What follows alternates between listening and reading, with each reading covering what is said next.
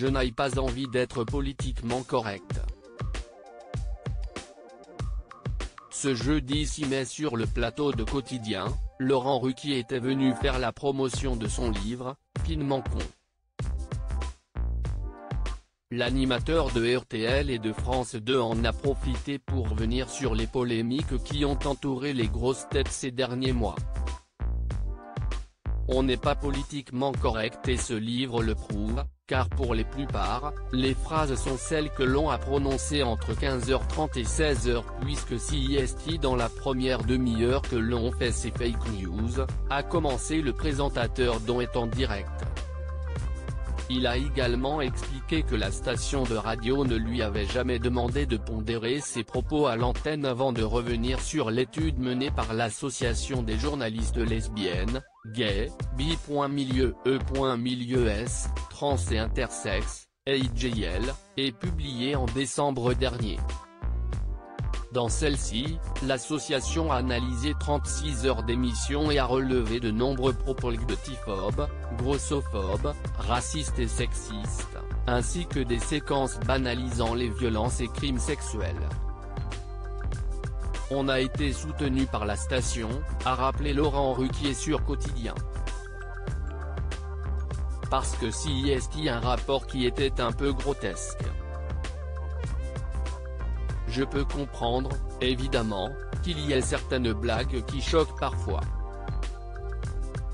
Mais globalement, on peut dire que cette émission elle a plutôt évolué dans le sens de la tolérance. Je crois que l'on est plutôt gay-friendly que l'inverse. Dans les colonnes du Parisien déjà, Laurent Ruquier s'agaçait contre ce rapport de l'AIJL. L'humour a évolué, bien sûr. On ne peut plus dire ce qu'on disait avant et CIST tant mieux, affirmait-il d'abord. Laurent Ruquier, une blague entre mots. Ça ne devrait gêner personne mais affirmer que les grosses têtes puissent être considérées comme antisémites ou homophobes, là, ça devient grotesque. Tout dépend de qui parle, comment CIST dit. La même blague faite aujourd'hui par Elise et Mounou Dieudonné est acceptable par l'un et pas par l'autre, CIST un fait, continuait l'animateur des grosses têtes auprès de nos confrères.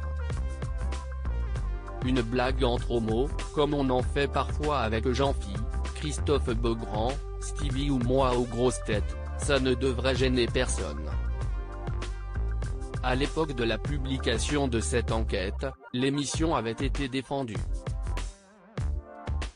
Depuis 43 ans, les grosses têtes CIST de la bonne humeur, de l'humour et des sociétaires différents représentant toute la diversité de notre société, CIST tout cela qui en fait l'une des plus belles audiences de la radio, a notamment tweeté Nicolas de Tavernost, le président du directoire du groupe M6.